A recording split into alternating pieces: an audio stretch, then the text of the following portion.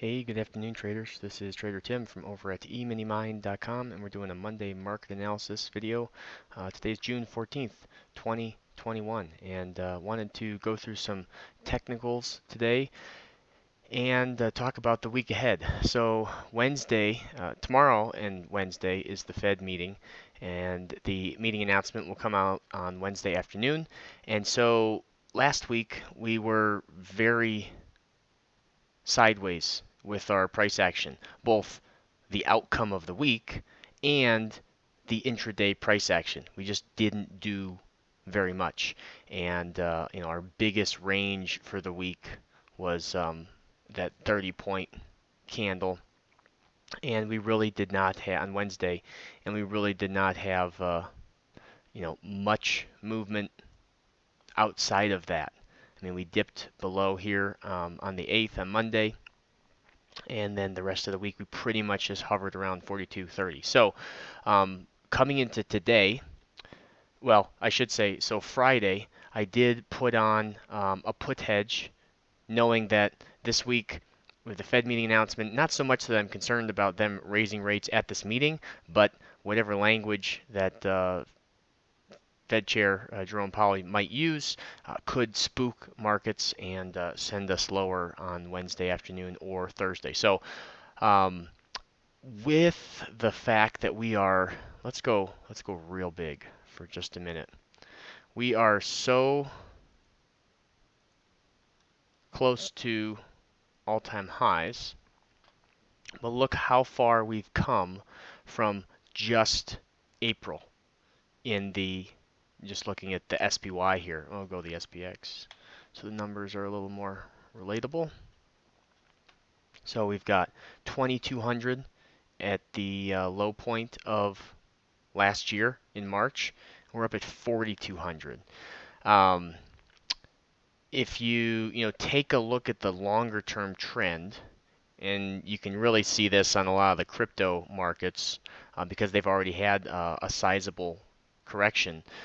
Looking at the trend prior to the dip and then the rally, can help give you an idea of where the trend line might be as we return to it. So let's just pretend we kind of dissect down the middle of where we were in 17, 18, 19. Just something like that, where in general over the last of 17, 18, and 19, that's kind of generally our uptrend. And then we have this frantic sell-off.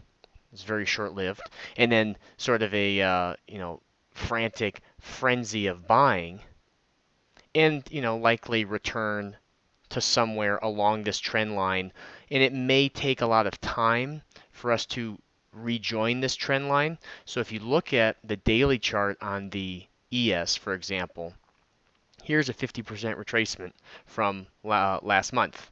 And at the time, that 50%, we'll just call it 40.37, was pretty far above the trend line. But as more time goes by, that 50% can come closer and closer to the trend line since it's a rising trend line. And so if we pull back here to the 50%, lo and behold, we are at the trend line. So that trend line, bigger picture trend lines are important to keep in mind. If you look at something like Bitcoin, you can see we were kind of in this downward flag, and we've broken that down trend line and are now trading back up at the 40,000 level. So I did like Bitcoin as a buy above this swing high here on right around the 38,000 level. So we did break that swing high. This futures contract not trading on the weekend, so getting in on just the regular uh, crypto, not necessarily on the futures contract. But now that it's Monday and we're back trading again, you can see the gap up in the futures contract, putting it up in the 40,000 level. But a pretty clear downward channel that has been broken by taking out this. This was actually the more notable swing high back here, but right about that same price, 39,000. So as we pull up my notes here. As we head into this week, we've got jobless claims on Thursday. Tomorrow, we will not be doing a live trading session. I push them to Thursday on these Fed meeting weeks. A lot of times, the Tuesday before the Fed meeting is pretty quiet. Coming into today, I made a decision that if there was no major gap, I probably wouldn't be taking a trade, and that was the case. Pretty much opened right near Friday's close. We also had rollover Thursday to Friday, so I was gone actually on Wednesday and Thursday. So I knew coming into the week that I wouldn't be able to trade. It was rollover. Sometimes the contracts can do a little bit goofy things this week because we have the June still trading until Friday, and then September is also trading, and that's really the front month where most of the volume is in the futures markets. So make sure you're trading on the September contract. That would be the U contract. If you're on Toss or most platforms, you can just type in \ES and it will pull up the front month contract, which will be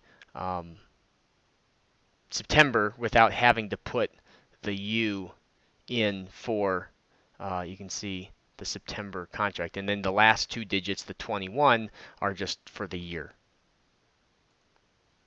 So Thursday we'll be doing a live trading session. Would not want to be trading Wednesday morning, and tomorrow is probably going to be pretty quiet too. So on these Fed meeting week, it's a great time to plan in some breaks. It was a little bit of a coincidence last week that I was gone at this foreclosure auction, and it just happened to work out where it was on rollover week. And these are typically good times to look at taking if you're going to take a long weekend or some kind of break. I never trade the Fed days, but instead positioning myself ahead of time for this week. So last week on Friday, putting on the put hedge, and so that way this week, if things do go south, I can make some money to the downside, and then you don't have to rely so much on intraday trading to be making money through some type of catalyst. So it's always good, at least once a quarter, to be kind of just checking in on your long-term plan, your long-term accounts, and the occasional swing trade is can be very lucrative. So Thursday, you can tune in to the live trading session over at eminimind.com/VIP. I hope everyone has a great week. Be safe out there, and have a great week of trading.